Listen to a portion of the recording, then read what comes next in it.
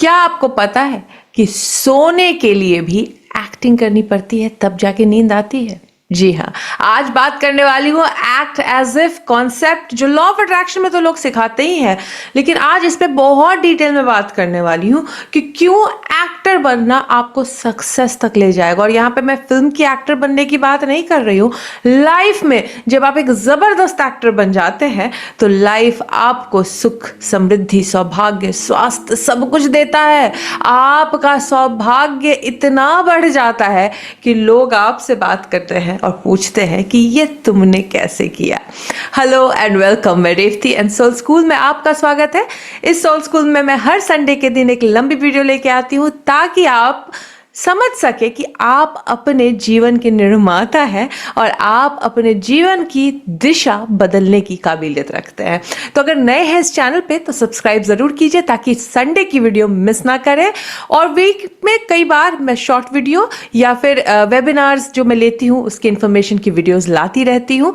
तो बने रहे मेरे साथ ताकि आप अपने इस सक्सेस की राह पे जो निकले हैं जल्द पहुंच सके अपनी मंजिल तक। तो भाई सबसे सीधी बात है कि जब हम सोने भी जाते हैं तो सोने से पहले हमें आंख बंद करके सोने की एक्टिंग करनी पड़ती है, तब नींद आती है। कभी सोचा है?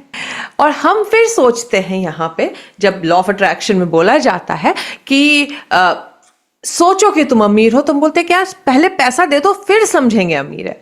लेकिन ये कॉन्सेप्ट, ये यूनिवर्सल ट्रुथ समझ ही नहीं पाते हैं कि हमें पहले वो फीलिंग क्रिएट करनी पड़ती है, हमें वो एटमॉस्फेयर क्रिएट करना पड़ता है, तब जाके उसका क्रिएशन होता है हमारी लाइफ में। इसके लिए एक्ट एज इफ कॉन्सेप्ट जो है ये बहुत ही अमेजिंग कॉन्सेप्ट है, जिसको समझ के ठीक से प्रैक्टिस करने से आप और हम अपनी डिजायर्ड रियलिटी क्रिएट कर पाते हैं। विजुअलाइजेशन लोगों को लगता है कि शेख चिल्ली का काम है कि तुम बैठ के दिन रात सोचो शेख चिल्ली बन जाओ, लेकिन सच्चाई यही है कि जब आप शेख चिल्ली बनते हो तो ही आपके अंदर की वो जो ऊर्जा है जिसके कारण निर्माण होता है वो जागृत होती है, अदरवाइज वो जागेगी ही नहीं। कभी सोचा है कि डायरेक्टर एक बैठा सोचता है कि एक फिल्म बनानी है और वो सोचता ही नहीं है कि किस तरीके की फिल्म बनानी है, कैसे सीन क्रिएट करना है, कैसे एक्टर की प्लेसमेंट होगी, क्या वो कभी मूवी बना पाएगा?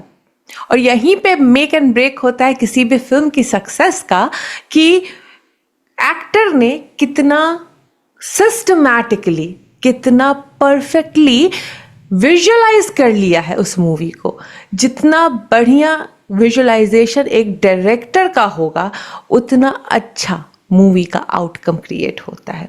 इस पूरे फिल्म निर्माण का जो कार्यक्रम है उसको अगर हम अपने जीवन में उतारें तो देखिए हमारे पास भी वो क्षमता है। तो ये जो पूरी कहानी है, जैसे लेखक ने लिखा उस वक्त भी विजुअलाइज किया, उसके हिसाब से वो मूवी कैसे बननी चाहिए, है ना।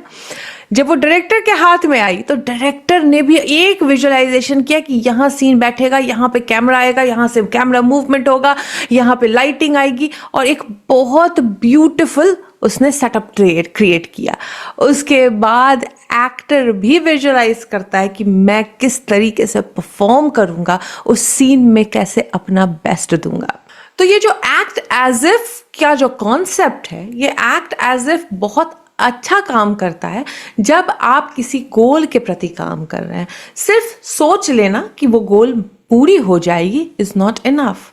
आपको विजुअलाइज करना होगा कि वो गोल पूरी होने के बाद कि आपकी लाइफ कैसी होगी, कैसी फीलिंग क्रिएट करके दे रहा है वो गोल पूरा होना, और आप कैसे बदले हो एज एन इंडिविजुअल जब आपने वो गोल कंप्लीट कर लिया है।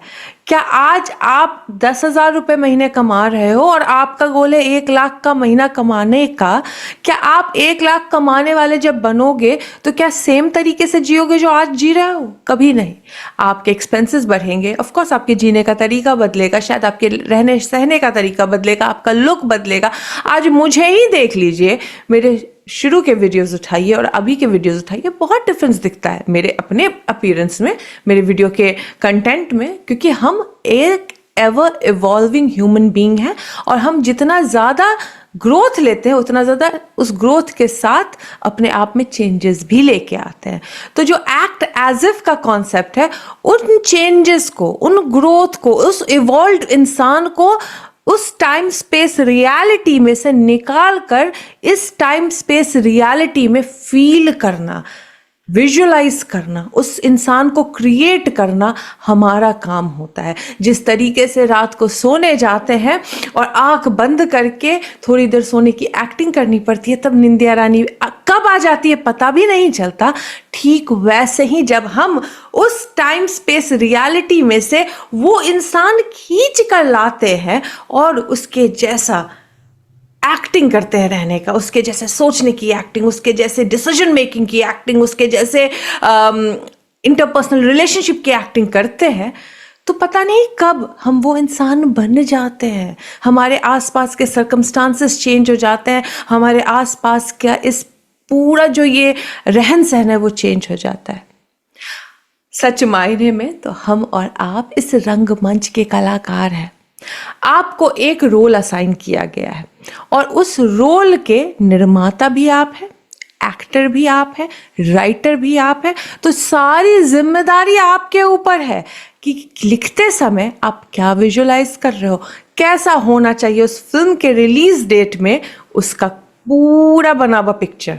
हमारा रिलीज डेट आएगा जब हम क्रोक करते हैं, जब हम जाते हैं यहाँ पे छोड़ के, जब हम नेक्स्ट जन्म के लिए तैयार होते हैं। लेकिन ये जो पूरी पिक्चर है उसका निर्माण हमें अभी ही करना होता है, कोई दूसरा नहीं करके देगा हमें, कोई बाहर से आके नहीं बताएगा हमें कि रेवती तुम इस तरीके से जियो। और जो ये गलती करते हैं उनकी पिक्चर कन्फ्यूज्ड पिक्चर दिखती है। इसके लिए कुछ पिक्चरें चलती है अगर देखिए तो, और कुछ पिक्चरें नहीं चलती है। जिनके डायरेक्टर और राइटर के बीच के विजुअलाइजेशन विजन में सामंजस्य होता है, जिन राइटर, डायरेक्टर और एक्टर के विजन के का जो सामंजस्य क्रिएट होता है तो बढ़िया मूवी बनती है। लेकिन अगर राइटर कुछ और विजन लेके लिखा है, डायरेक्टर अपना कोई नया विजन उसके अंदर ऐड कर देता है और एक्टर उसको डिफरेंट विजन से एक्ट कर देता है, तो वो फिल्म बहुत ही कंफ्यूज्ड और बेकार दिखती है और उसका रिजल्ट क्या आता है, एक फ्लॉप फिल्म के रूप में। ठीक वैसे ही क्योंकि हम ही राइटर हैं, हम ही डायरेक्टर हैं और हम ही एक्टर भी हैं, तो हमारे ऊपर पूरा का पूरा हमारा जीवन डिक्टेट करता है कि कैसे हम उसको निर्माण करेंगे। लेकिन यहाँ थोड़ी सी गलती कर देते हैं, हम बहुत ज़्यादा लोगों के ओपिनियन से डिक्टेट होकर राइटिंग करते हैं अपनी लाइफ की।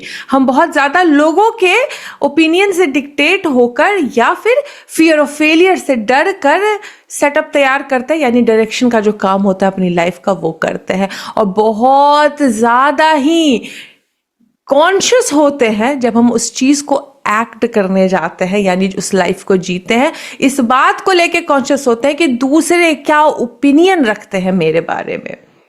लेकिन याद रख लीजिए, जब आप अपने जीवन का निर्माण इस तरीके से करते हैं कि इस रोल का ये गोल है और मैं इस रोल के इस गोल तक कैसे पहुंचूंगा, इससे रिलेटेड सारे विजन को टटोल कर एक प्रॉपर प्लान तैयार करते हैं, इस डर के बजाय कि फेल होगा, इस डर के बगैर कि लोग क्या सोचेंगे, इस डर के बगैर कि ये कॉन्सेप्ट वर्क करेगा कि नहीं करेगा।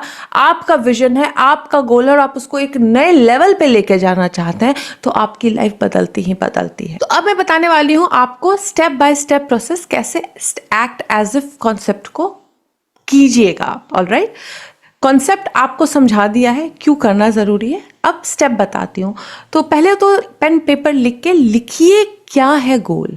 ओके, अच्छा, अगर मान लीजिए आपका गोल बहुत बड़ा है या उस गोल में बहुत टाइम लगेगा या उस गोल का में कुछ टाइम गैप आने वाला है, बिकॉज हो सकता है कुछ के रिजल्ट्स आने वाले होंगे, कुछ का गोल होगा कि ये मैं 5 साल में मैनिफेस्ट करूँगा, तो उसमें फिर आप स्टेप्स डालो, कौन कौन से स्टेप्स, कौन कौन से पड़ाव हैं जहाँ पे आप पहुँच के फुलफिल्ड फील करोगे। जैसे मेरा गोल था तो मेरा ऑस्ट्रेलिया आना एक स्टेप था, है ना, तो मैंने पहले उस स्टेप की फीलिंग को जनरेट करने लगे। कॉन्सेप्ट था कि मैं चांद तक पहुँचूंगी, लेकिन उस कॉन्सेप्ट की फीलिंग को मैं जीना शुरू की कि ऑस्ट्रेलिया का स्टेबल होना है।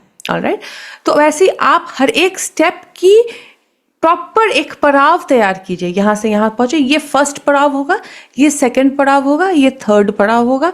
अब आपको आज से थर्ड पड़ाव की एक्ट एज इफ नहीं करनी है, आपको फर्स्ट पड़ाव की एक्ट एज इफ करनी है।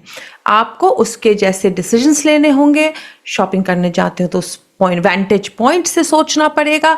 आपको अपने डेली रूटीन के भी डिसीजंस उस पहले पड़ाव से लेने पड़ेंगे। ओके उसके बाद सेकंड आपको स्टेप करना होगा कि उस पहले पड़ाव तक पहुंचने के लिए अगर पैसा ज़रूरी है तो एफर्मेशंस का सहारा लेना होगा। एफर्मेशंस सुनिए, बिकॉज सुनने से ज़्यादा जल्दी काम करता है। आप बोल भी सकते हैं, आप लिख भी सकते हैं, लेकिन सुनना बहुत इम्पॉर्टेंट है, बिकॉज जो हम दिन रात सुनते हैं वो हम बन जाते हैं।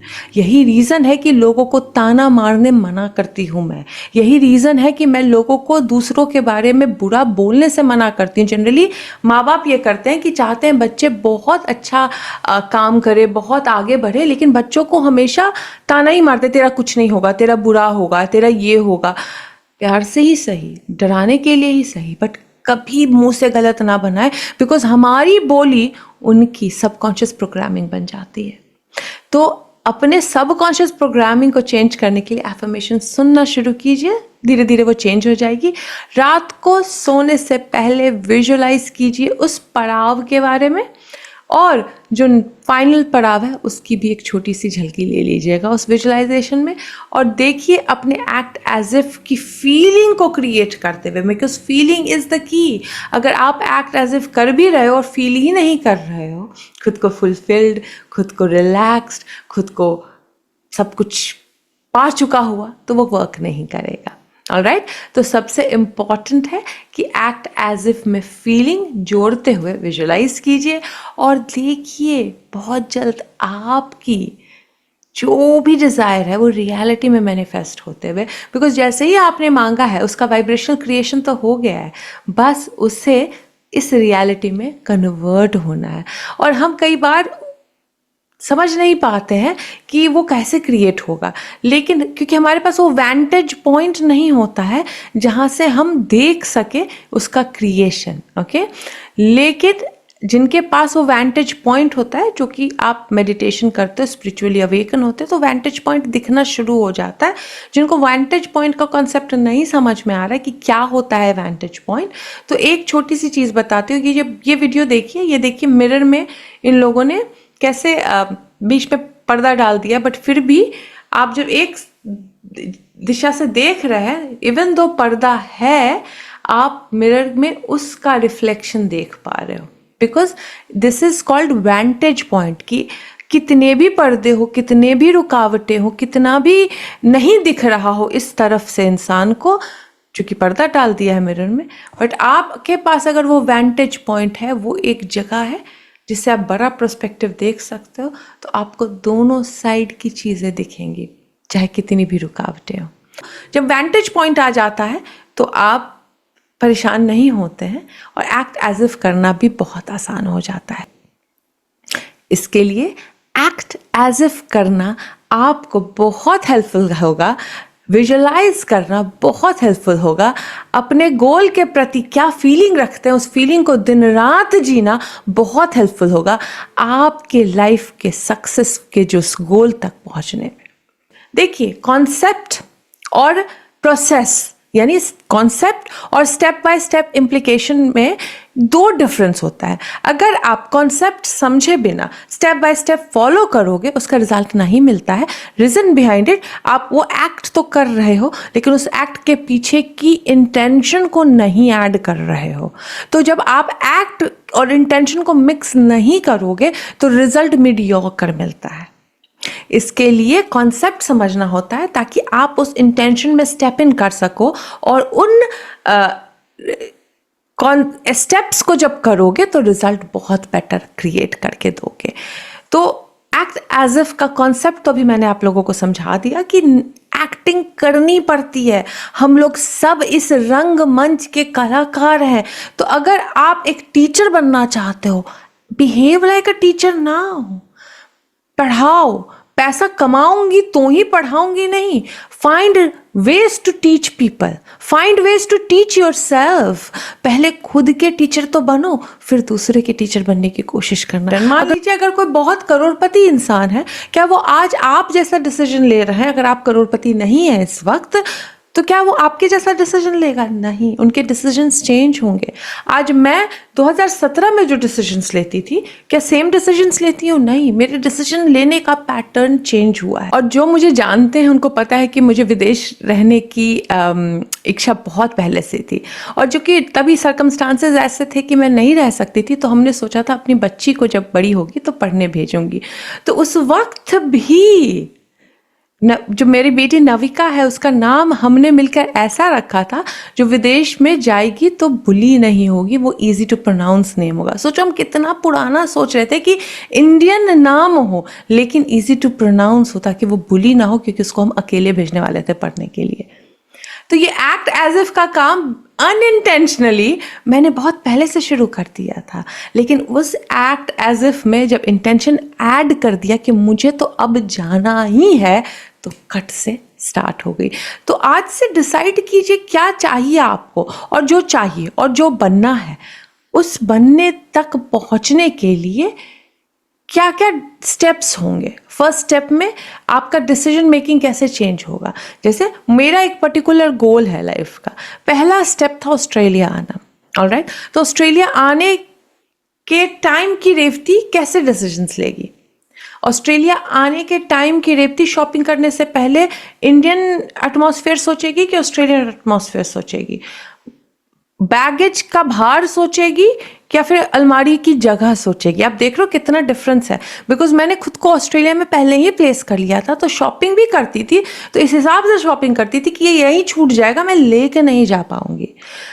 तो ये छोटी सी आप लोगों को टिप दे रही हूँ। इस तरीके से अगर आप सोचोगे, इस तरीके से जब आप डिसाइड करोगे डेली किसी भी चीज़ को करने में, तो आप बेटर एक्ट एज इफ करना शुरू कर दोगे। रात को सोने से पहले विजुअलाइज करते हुए सोना चाहिए, लेकिन जो वो फीलिंग ऑफ फुलफिलमेंट है या फीलिंग ऑफ विश फुलफिल्ड है, वो करना बहुत ज़रूरी है। तो फील कीजिए कैसा आप आज फील करोगे, और कब वो बन जाओगे आपको पता भी नहीं चलेगा, क्योंकि ये कॉन्सेप्ट अब आपके समझ में आ गया है कि निर्माता, राइटर और एक्टर आप ही है, और आप जो चाहोगे वो क्रिएट कर लोगे। तो जब चाहते हो कुछ बनना, कुछ क्रिएट करना, अपना नाम रोशन करना या लाइफ में कुछ भी पाना, तो वेट करने की गलती मत करो। ये तो वही बात हो गई कि जिम तब जाऊंगा जब मेरा वेट कम हो जाएगा। नहीं, जाना पहले पड़ता है तब वेट कम होता है। वैसे ही आपके बैंक में पैसा बाद में आएगा, आपको अमीर आज फील करना पड़ेगा। आपकी हीलिंग बाद में ट्रिगर होती है, हील्ड आपको पहले फील करना पड़ेगा। कि लाइफ में सक्सेस बाद में आता है, आपको सक्सेसफुल आज से ही फील करना पड़ेगा। और देखिए कब वो आपकी रियलिटी बन जाएगी आपको भी नहीं पता चलेगा। और सच्चाई यही है, ऐसा होता है और ऐसा हुआ है, सिर्फ मेरे ही साथ नहीं, हजारों के साथ में। आपकी भी बारी आ रही है, बस start act as if now.